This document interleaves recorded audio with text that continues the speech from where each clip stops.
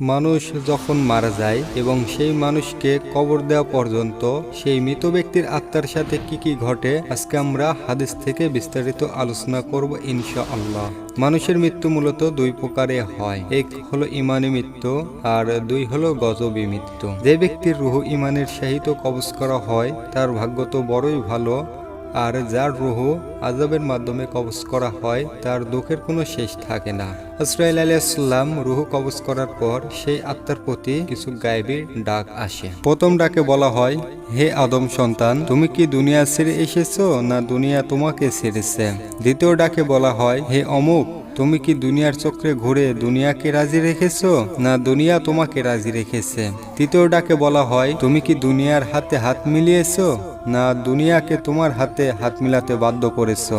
যখন মৃতদেহ ঘর থেকে গোসলের জন্য বের করা হয় পুনরায় গায়েব থেকে তিনটা ডাক আসে। প্রথম ডাকে বলা হয়, হে আদম সন্তান, জীবিত অবস্থায় তোমার যে শক্তি ছিল সেই শক্তি কোথায়? দ্বিতীয় ডাকে বলা হয়, হে মৃতদেহ, পূর্বে তুমি যে রূপ মধুর মধুর কথা বলতে, তোমার সে মধুর কথাবার্তা এখন কোথায়? তোমার মুখ কে বোবা করলো?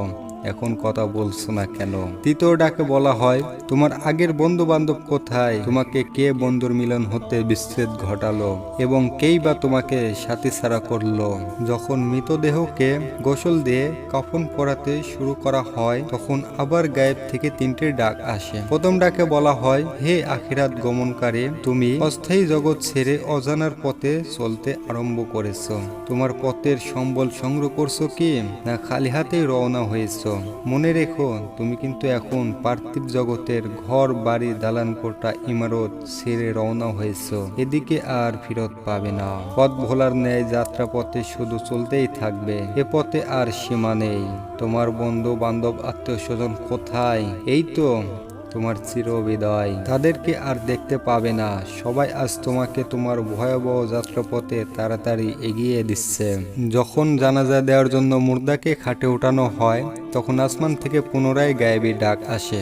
বলা হয়, হে আদম সন্তান, তোমার জন্য সুসংবাদ, যদি তুমি মৃত্যুবরণ করার পূর্বে তওবা পাঠ করে মরো। তোমার জন্য আরো আনন্দদায়ক, যদি তুমি অমূল্য জীবন মহান রব্বুল আলামিনের ইবাদত বন্দেগীতে কাটিয়ে পরকালে গমন করে থাকো। কেননা হাসরের মাঠে একমাত্র রব্বুল আলামিনের রহমত ছাড়া নিস্তার নেই। আর যদি তোমার কৃত পাপ নিয়ে আখিরাতের পথে রওনা হয়ে থাকো বা তওবা না করে মৃত্যুবরণ করো, তবে মনে রেখো, নিশ্চয়ই তোমার উপর আল্লাহর অভিশাপ। এমনও হতে পারে যে অসন্তুষ্ট হয়ে তিনি তোমাকে দোজখে নিক্ষেপ করবেন। যখন মৃতদেহ জানাজার নামাজ পড়ার জন্য মানুষের সম্মুখে রাখা হয় তখন গায়েবী ডাক আসে। হে আদম সন্তান, তুমি পৃথিবী থেকে পাপ পূর্ণ যাই করে থাকো না কেন, সকলেই তোমার সাথে হয়ে অমর ধামে রওনা করবে। যদি ভালো কাজ করে থাকো তাহলে তা তোমার কাজে আসবে এবং আল্লাহ তোমার প্রতি সদাই হবেন। অদূর ভবিষ্যৎ তোমার জীবন আলোকিত হবে। আর যদি পাপ করে থাকো তবে তা কিয়ামতের দিন যমদূতের আকার ধারণ করবে। আল্লাহ তোমার উপর রাগান্বিত হবেন। মৃতদেহকে যখন তার আত্মীয় স্বজন ও বন্ধু বান্ধবগণ কবরে রেখে তাড়াতাড়ি মাটি দিয়ে চলে আসবে তখন মাটি থেকে একটি ডাক আসবে, বলবে, হে আমার বিক্ষিপ্ত মৃতদেহ, তুমি জীবিত অবস্থায় আমার উপর দিয়ে বিনা দ্বিধায় কত বন্ধু বান্ধব আত্মীয় স্বজন নিয়ে ধরাকে সরাজ্ঞান করে ফুর্তি করে চলাফেরা করেছো এবং নিজের বীরত্ব দেখিয়ে অত্যন্ত দর্প ভরে চলেছ। মনে করেছিলে আর মরতে হবে না এবং মাটির সংকীর্ণ স্থানে শুতেও হবে না।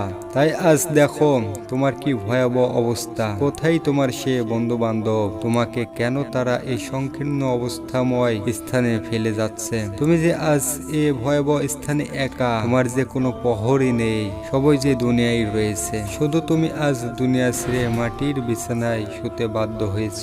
এখন যে তুমি তাদের অনুপস্থিতিতে নির্জনে চিন্তাশীল হয়েছ, মলিন মুখে কাঁদাকাটি করছো।